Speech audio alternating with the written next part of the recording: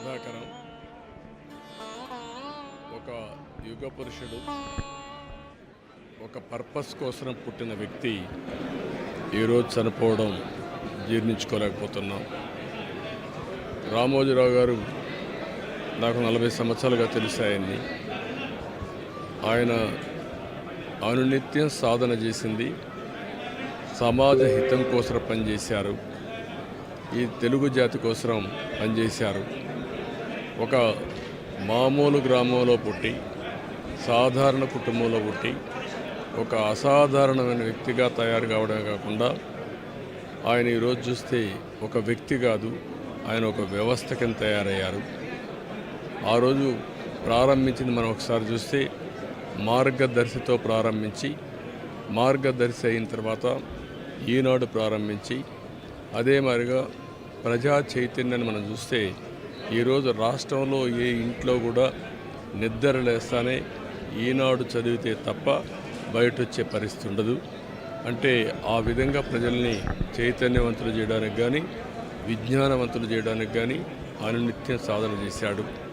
ఆయన ఏ పని చేసినా కూడా నేను మొదటి నుంచి కూడా చూశాను, రాజీ లేదు.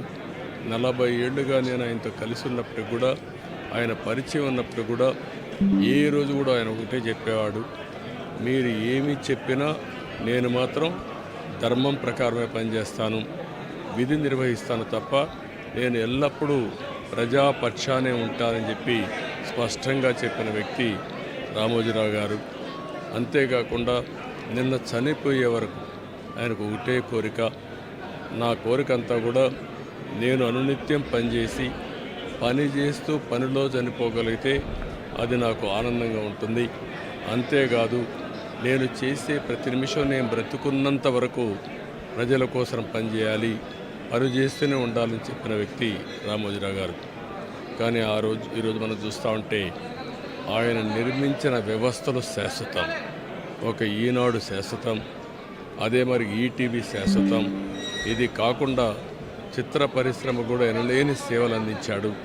ఈరోజు రామోజీ ఫిల్మ్ సిటీ మీరు చూస్తే దేశంలోనే ఒక అత్యున్నతమైన స్టాండర్డ్స్లో రామోజీ ఫిల్మ్ సిటీ తీసుకొచ్చి ఆయన అనునిత్యం చెప్పేవారు, నేనేదో ఒక కమర్షియల్ కాంప్లెక్స్ కట్టచ్చు, వ్యాపారాలు చేయొచ్చు, నా వల్ల ఈ సిటీకి లాభం రావాలి, అదే మరి రాష్ట్రానికి ఆదాయం రావాలి, టూరిజం కింద ఉండాలని చెప్పి చేశారు. అలాంటి ఒక మహానాయకుడిని ఈరోజు పోగొట్టుకున్నాం.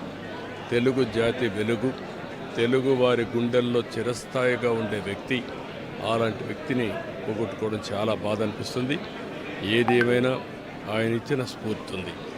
నా జీవితంలో ఎన్నో సంఘటనలు, నాకు ఎప్పుడైనా క్లిష్టమైన సమస్య వస్తే ఆయనతో నేను కన్సల్ట్ చేస్తే దాన్ని ఏం చేయాలనో ధైర్యాన్ని ఇచ్చే వ్యక్తి అతను. అందుకే మొన్న కూడా మీరు చూస్తే ఎప్పుడు ఎన్నికలు వచ్చినా కూడా ఆయన ధర్మాన్ని ఆయన నిర్వహించాడు. ఆయన ఎప్పుడు కూడా ధర్మం సైడే ఉన్నాడు, అదేవిధంగా పనిచేశారు. అందుకే ప్రజల్లో కూడా ఒక అచంచలమైన విశ్వాసం ఆయన పైన. దానికి కారణం ఆయన జీవితం మొత్తం ఆయన సంపాదించిన విశ్వసనీయత. అలాంటి వ్యక్తిని పోగొట్టుకోవడం చాలా బాధేస్తుంది.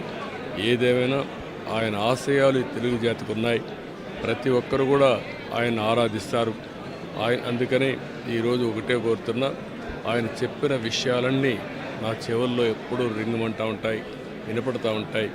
తప్పకుండా మళ్ళా తెలుగు జాతిని ఏ విధంగా ముందుకు తీసుకుపోవడానికి, అదే మరి ప్రత్యేకంగా ఆంధ్రప్రదేశ్ నష్టపోయింది, ఆ రాష్ట్రాన్ని అభివృద్ధి చేయడానికి రామోజీరావు గారు ఇచ్చిన స్ఫూర్తితో ముందుకు పోతానని చెప్పి తెలియజేసుకుంటూ, మరొక్కసారి ఈనాడు ప్రేక్షకులకి, ఈటీవీ ప్రేక్షకులకి, రామోజీరావు గారి ఈరోజు ఈ సంస్థలో పనిచేసే సిబ్బందికి, అదే మరి కుటుంబ సభ్యులందరికీ కూడా నా ప్రగాఢ సానుభూతి తెలియజేస్తున్నా.